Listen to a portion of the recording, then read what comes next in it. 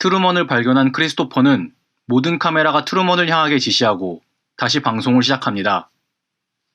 트루먼의 탈출 시도를 지켜보던 시청자들은 하나둘씩 트루먼의 선택을 두고 내기를 걸고 있습니다. 이러한 상황조차도 방송을 위한 극적 장치로 연출하려는 크리스토퍼와 달리 트루먼은 오랜 시간 찾던 진실, 그리고 오랜 시간 그리워했던 실비아를 찾아 떠납니다. 세계에서 가장 인기 있는 프로그램을 끝낼 생각이 없는 크리스토퍼는 출연 배우를 통해 트루먼을 막으려 합니다. 그러나 버스 운전사 역으로 출연했던 배우는 당연히 배를 다룰 능력이 없었습니다. 아무런 방해도 없이 떠나가는 트루먼을 지켜보며 크리스토퍼는 최후의 방법을 사용하기로 결심합니다.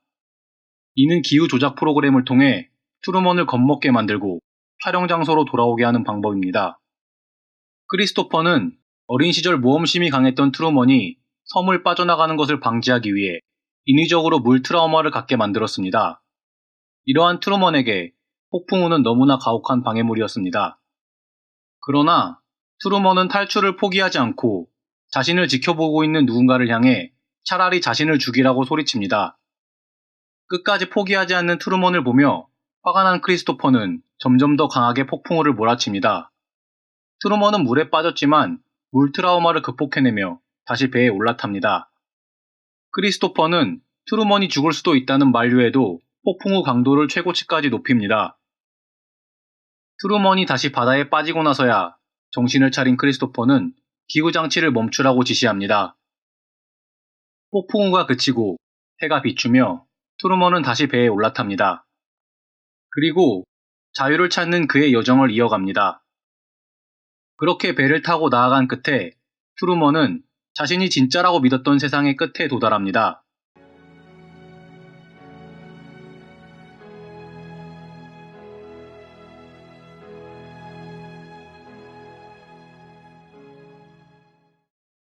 출구를 찾아 떠나려는 트루먼에게 크리스토퍼가 대화를 시도합니다. 크리스토퍼는 거짓말과 속임수뿐인 진짜 세상으로 떠나지 말고 자신이 만든 세상에서 계속 지내라고 이야기합니다. 또한 자신이야말로 트루먼에 대해 가장 잘 알고 있다고, 그는 결코 이 세상을 떠날 수 없다고 확신합니다. 그러나 트루먼은 아무 대답도 하지 않고 크리스토퍼는 생방송이니 어떤 말이라도 대답 좀 해보라고 화를 냅니다. 그리고 In case I don't see ya. Good afternoon, good evening, and good night.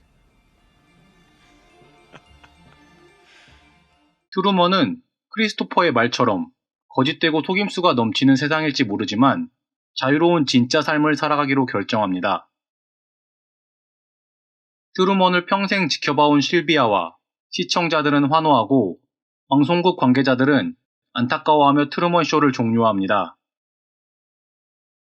방송이 종료되고 시청자들이 또 다른 프로그램을 찾기 위해 채널을 돌리는 장면과 함께 영화는 종료됩니다.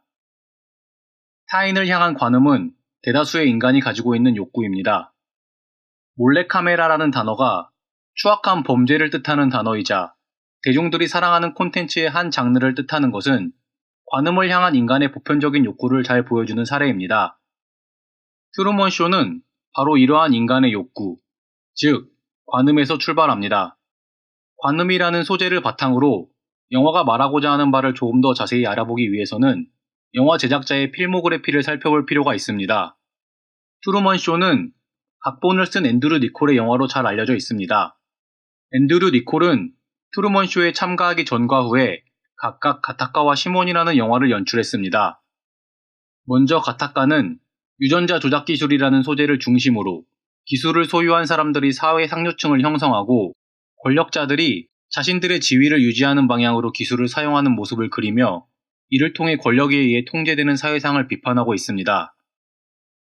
다음으로 시몬은 첨단 기술을 통해 만들어낸 사이버상의 인물 시몬이 스타가 되어가는 과정을 보여주며 매스미디어가 만들어내는 헐리우드식 스타 메이킹과 미디어가 전달하는 것이 진실이라고 맹목적으로 믿는 대중들의 태도를 비판하는 영화입니다. 앤드류 니콜이 가진 이러한 비판의식을 관음이라는 소재와 연결시켜 트루먼 쇼를 해석해 보겠습니다. 타인은 나를 볼 수 없지만 나는 타인을 볼 수 있다면 그것은 곧 힘이자 특권입니다. 이러한 특권을 소수의 사람들이 독점한다면 관음은 곧 권력이 될 수 있습니다. 권력이 소수에게 집중되고 관음의 대상이 확장된다면 그에 비례해 권력의 크기 역시 강해지는 구조입니다.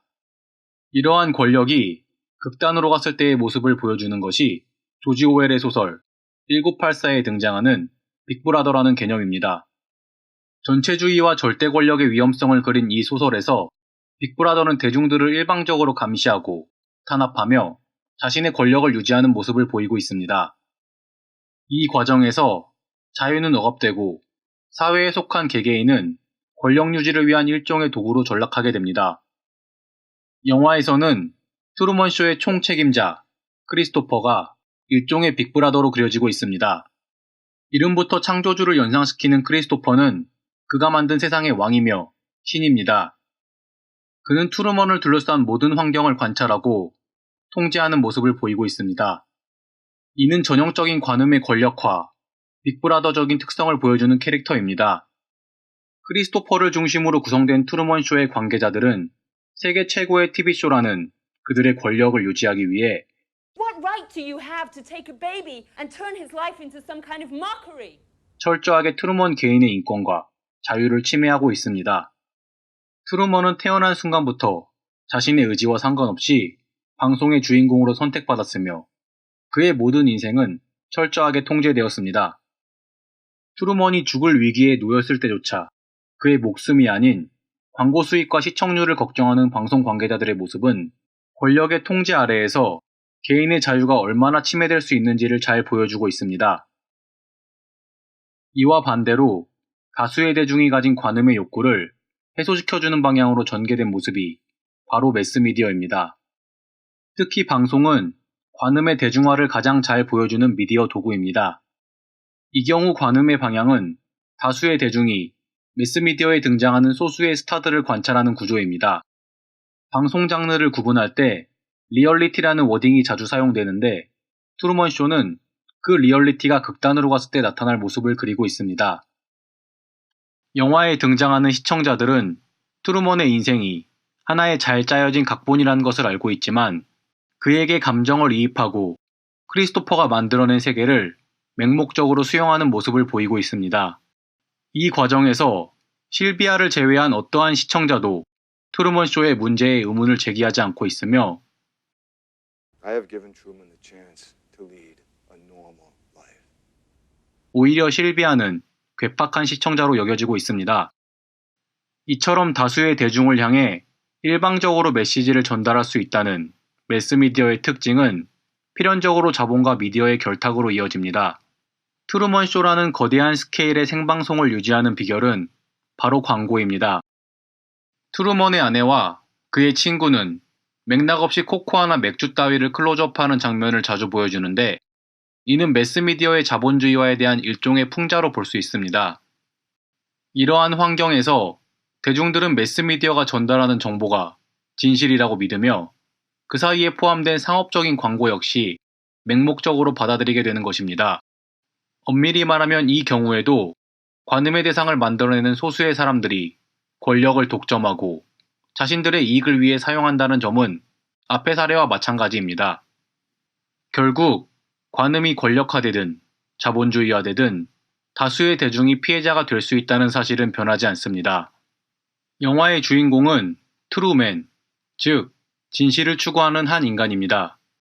진실을 찾아가는 과정은 결코 쉽지 않습니다. 절친한 친구라고 믿으며 의지했던 말로는 그가 고민을 털어놓을 때마다 진실과의 단절을 의미하는 끊겨진 다리로 그를 이끌고 갑니다. 또한 가족이라고 믿었던 사람들은 끊임없이 그에게 악의를 만들라고 권유하는데 이는 트루먼이 현실에 안주하게 만드는 매개체입니다. 이처럼 익숙하고 편안한 기존의 삶을 포기한다는 것은 결코 쉬운 일이 아닙니다. 그러나 트루먼은 그러한 삶 속에서도 항상 깨어 있었습니다. 실비아가 남긴 작은 힌트를 놓치지 않고 끊임없이 주변 환경을 관찰하고 의심하는 삶을 살아왔기 때문에 그는 결국 자유를 쟁취할 수 있었습니다. 트루먼이 탔던 배의 이름은 산타 마리아입니다. 이는 모험가 정신, 개척가 정신을 상징하는 콜럼버스가 탔던 배의 이름과 일치합니다. 영화는 우리에게 관음이 권력화된 사회, 관음이 자본주의화된 사회에 수동적으로 안주하지 말고 항상 깨어 있으며 진실을 찾아 떠나라고 말하고 있습니다. 이런 자세를 갖추고 진실과 자유를 찾은 후 또다시 누군가에게 도움의 손길을 내미는 실비아가 돼보는 것은 어떨까요? 이상 관음 권하는 사회 마치겠습니다.